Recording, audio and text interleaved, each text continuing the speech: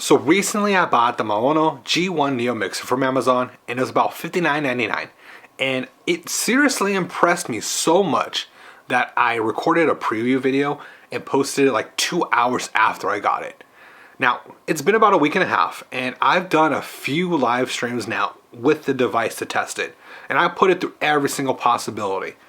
The real question though is, am I still excited a week and a half out for the G1 Neo? Is it actually going to be one of my more favorite mixers of all time? Let's talk about it. The G1 Neo is a dedicated gaming mixer meant to complement anyone's streaming setup. And to be honest, about, a week and a half ago, I had honestly never even heard of Maono until I was honestly finding myself searching for audio mixers on Amazon. Why was I even searching on Amazon? To understand it, let's take a look back. Ever since Apple released iPadOS 17, the ability for the iPad to be used as a live streaming PC has grown exponentially in the past year. And in my past videos, I've gone over how I could use it for streaming and game capture with things like the Elgato 4KX. I went over how you could use it with Final Cut Pro, with DaVinci Resolve, and I even talked about how it could actually be used as a content creator's like all-in-one hub. Now, I've been using the iPad to stream exclusively for the past 6 months, and I couldn't figure out the audio mixing because of the limitations of the iPad OS. The question always came up, how can I capture both my mic while I stream and the gameplay? You can only do one or the other. And that's the tricky part about the iPad, is when you have multiple audio sources connected via USB, iPad OS has a built-in limitation that only allows one source to record at a time. So that means either you're recording your microphone or you're recording your game capture audio. You can never really do both. I tried and kind of returned a bunch of mixers until I found the G1 Neo, and I think this is the one we need. So what really is the G1 Neo? Well, it's a gaming focused mixer that provides up to 4 total inputs. That includes XLR, auxiliary in, USB in, and Bluetooth in. Yeah, I said that, Bluetooth. As with most budget and some high-end mixers, you do get some built-in features such as like voice changers, reverb, noise reduction.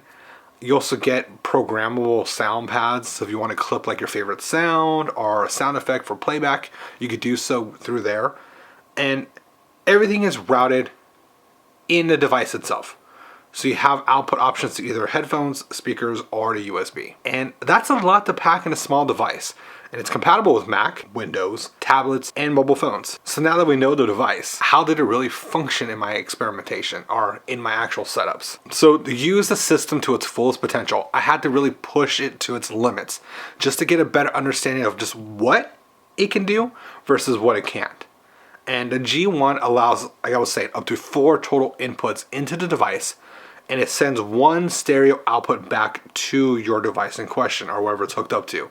Now, to better explain this, let's take a look at how it actually all maps out. So let me draw it out for you. So let's take a look at we got the G1 Neo Mixer here. What ends up happening is you have 4 inputs. So you have a mic input, you have Bluetooth, you have auxiliary, and you have USB. Now each of these go into here, right? This section is going through one input, whereas this here goes in through its own input. And all these 2 route into one line this way. And then it goes to the computer. We'll just make this your PC. It shows up as one track. And it's stereo. So the one big flaw of the G1 Neo, and it's actually a common flaw with a lot of the cheaper mixers, if you will, it's that there's no submix. So what ends up happening is you get all these audio inputs and it all goes into one baked stereo output. You can't separate those lines entirely, and you can't on device mix all those different levels. However, there is a workaround with it. Let's take a look. When you're talking about volume control, and because it's, you don't have that submix, you can still independently control these audios from the individual devices, right? So if I want to control my phone audio, I can control my phone audio from my phone. I can control my line in from my line in, and vice versa. So it is possible through that version, but you'd independently control your mic mix art or your auxiliary mix. Given that routing, there are some cool features though that are exclusive to each track side, right? Or each input. So with the mic input, you do get the option to use an XLR mic, or what's more uncommon from other cheaper mixers is the fact that you can actually use a gaming headset. So you could use a 4-pole or TRRS. Hey, what's up? Editor Joe here, like literally editing. So I just want to make sure I explain the difference between a 3-pole and a 4-pole, or a TRRS versus a TRS. So a common headset, like these headsets with a little microphone where I can sit here and talk, this is called a 4-pole. So hopefully the camera could focus on it here. You see here how there's 4 metal pieces and there's 3 plastics or dividers. This is how you separate your left channel, your right channel, your microphone, and then the ground. So that's what a 4-pole is, versus like standard headphones. They'll have something like this, which is called a 3-pole or TRS, meaning a left channel, a right channel, and ground. So this mixer works with both, whether you have a dedicated headphone jack for this, or you want to use your gaming headset or earpods, whatever you want to call it, and play your game and use that as a mic. You don't need to use an XLR mic. You could use this 4-pole, plug it in, and then now I can hear the game and talk through the mic. Okay, thanks for my history channel. Let's go back to the video. So it's able to actually power your microphone through there and use that instead of your XLR. With that mic input, you actually do get a couple of different options for effects. And with the mic line, you get a lot of cool, like I said, features that are built in, and actually from a lot of the cheaper ones like the Fines and stuff like that, this really handles well. So one of my favorite features is noise reduction. You get 2 levels of noise reduction. You get a minimal and then a major. I found with the minimal noise reduction, it works pretty flawlessly. So I could be running a fan in the background, I could be running a vacuum in the background, and the minimal noise reduction really just helps cut out that and let my voice come through only. This is my current room environment with no noise isolation. So let's go ahead and test the noise reduction. So right now, this is just the standard. This is the mic right here. 1, 2. I'm going through here, you can see. For some noise, I have some random street noise going on. And I got that fan on in the back. So level 1 of noise reduction.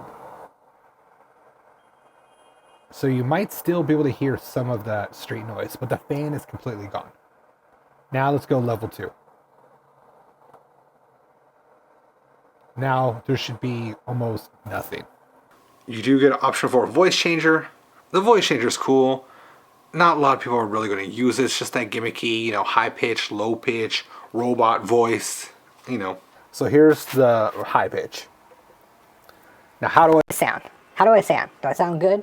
Do I sound bad? Does it sound indifferent? Let me know. Now, how about, do I sound like the ultimate Giga Chad? Do I sound like the alpha male? Okay. Now, this is the alpha of all alphas. This is the voice. This is how we run it. And now, I want to go ahead and say, white meat, dark meat, no leftovers. Happy Thanksgiving. If you get that reference, we're friends. The reverb option, I think, works pretty well. I like the fact that it is on a knob and it's a separate control. So it's not just like pre-packaged levels of like, oh, cathedral hall or big room. You could actually set the reverb to what you want. So if you play with like the noise suppression a little bit and then play with a little bit of reverb, you can kind of recreate that room sound without actually capturing the room sound. You know what I mean? You can see here it actually has a dial.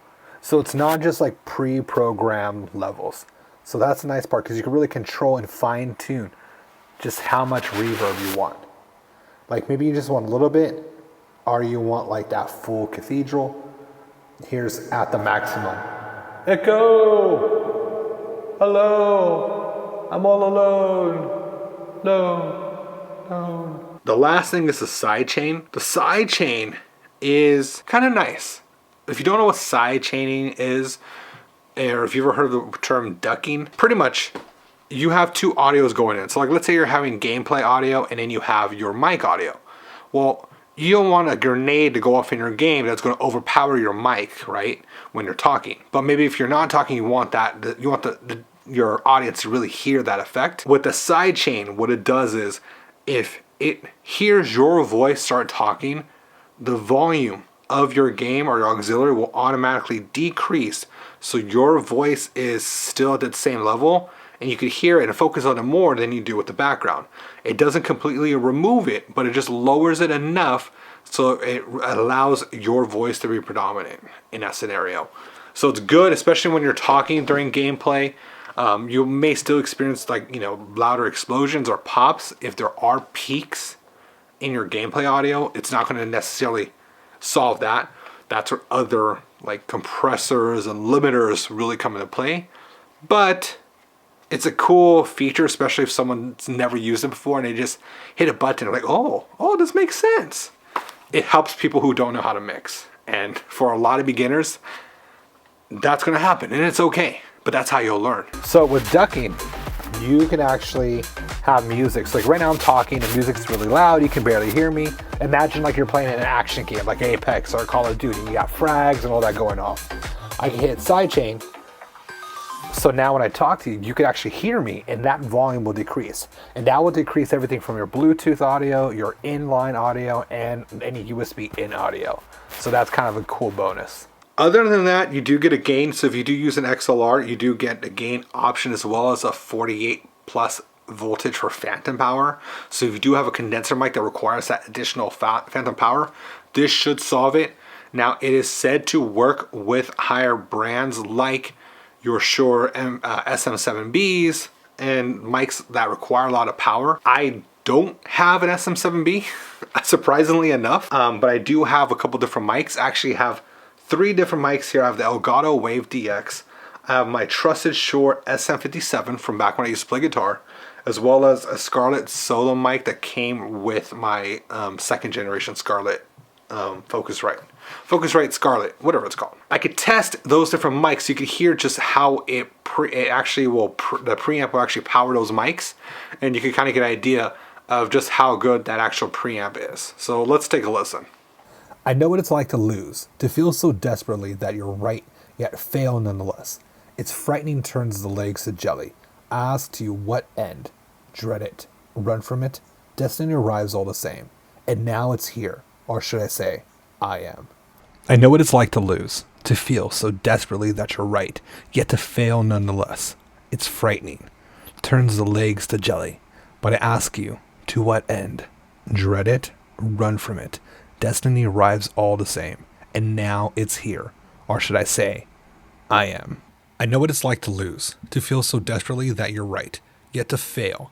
Nonetheless, it's frightening. It turns the legs to jelly. But I ask you, to what end? Dread it, run from it. Destiny arrives all the same, and now it's here, or should I say, I am. I know what it's like to lose, to feel so desperately that you're right, yet to fail. Nonetheless, it's frightening, turns your legs to jelly, but I ask you, to what end? Dread it, run from it. Destiny arrives all the same, and now it's here, or should I say, I am. I know what it's like to lose, to feel so desperately that you're right, yet to fail nonetheless. It's frightening, turns the legs to jelly, but I ask you, to what end? Dread it, run from it. Destiny arrives all the same, and now it's here, or should I say, I am. Again, one of those features that I really didn't expect was the Bluetooth. So a lot of times when you have an auxiliary in, maybe a PC, you're trying to, manage resources of the PC that maybe you're gaming from. You don't know where really to play the music. You can actually play your music or audio from your phone or mobile device. So if you're, streaming with like an iPad or a computer, but you want to listen to your music from like your phone, or even maybe you record a phone call, you can actually do so with the Bluetooth feature. So you could actually record that audio coming in. So I think that's really, it's kind of a dual feature. I think it's going to work for maybe those who do like call-in shows or like live with call-ins, or even those who just want to play background music. Like for me, how I use it, I play my Stream Beats by Harris Heller background music whenever I'm streaming from my phone, and I can monitor my stream and stuff like that there, and then everything else is just being managed through my iPad. So like I was saying, one of the best features, but also the biggest drawback, is the fact that it doesn't have a submix option, nor does it push each channel input out into its own output. Where typically like a higher end mixer might work.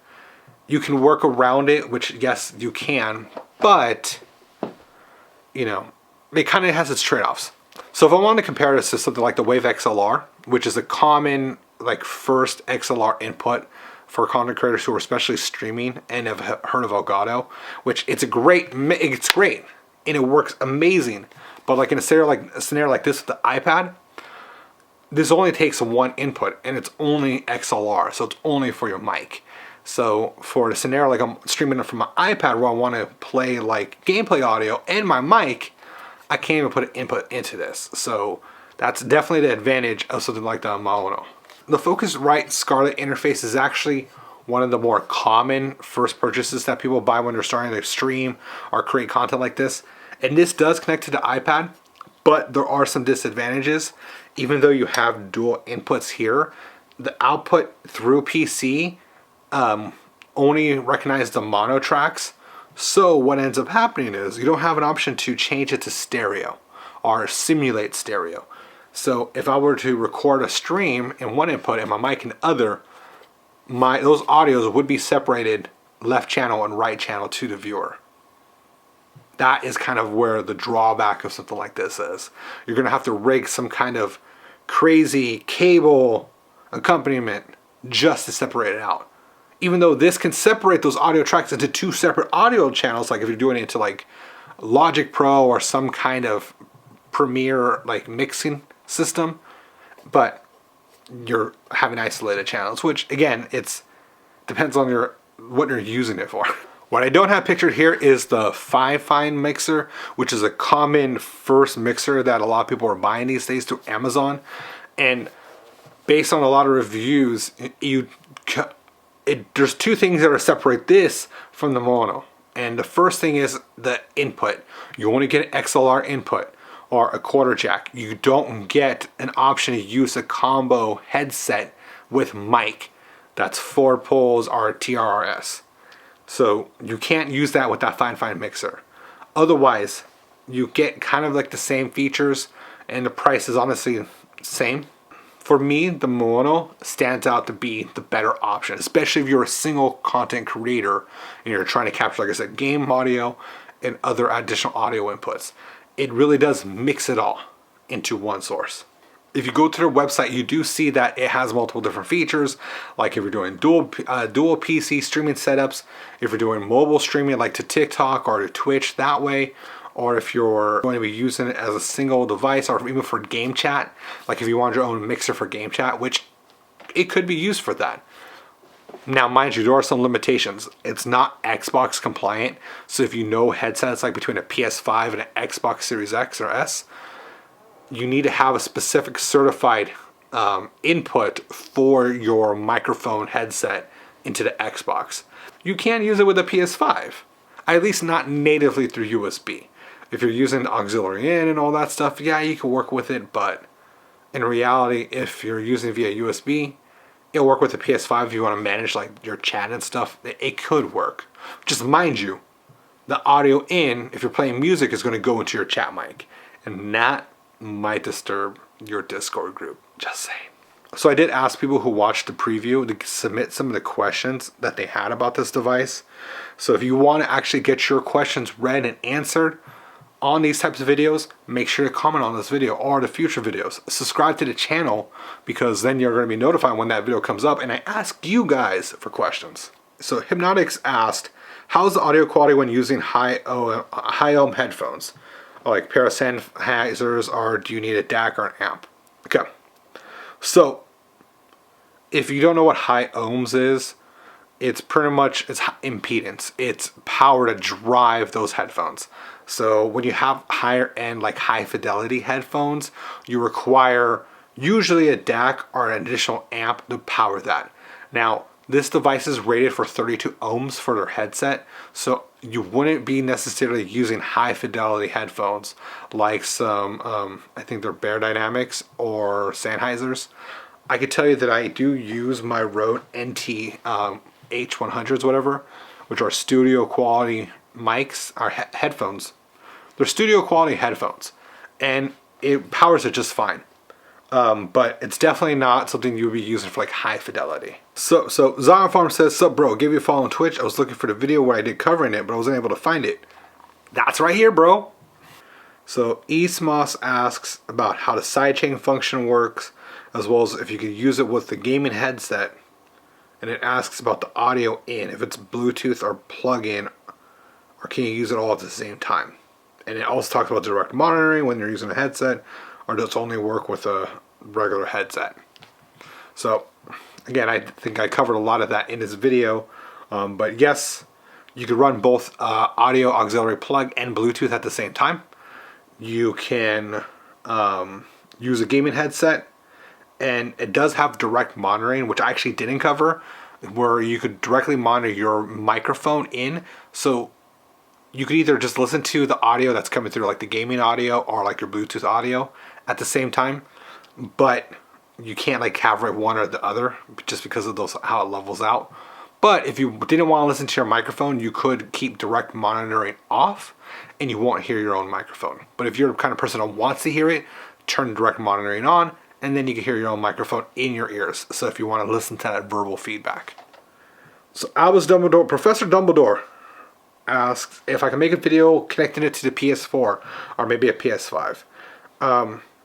Editor Joe here, and the person who has a PS5 is probably not going to let me borrow it. Personal issues. And secondly, my PS4 is broken. So I've let you down, Dumbledore. I'm sorry. Okay, that's all the questions. Again, if you want to submit your own question about stuff like this, make sure you follow this channel and you comment on these videos, because one, I'll actually get to read your question here, but two, then you actually help me engage it, so then other people who are searching for this info will find these questions and find these videos. See, it works. Win-win for you and for me. I asked at the beginning of this video, would I buy it again? Is it still one of my favorite mixers after using it for an extensive period of time? And so far, yes, it's still checking all those boxes.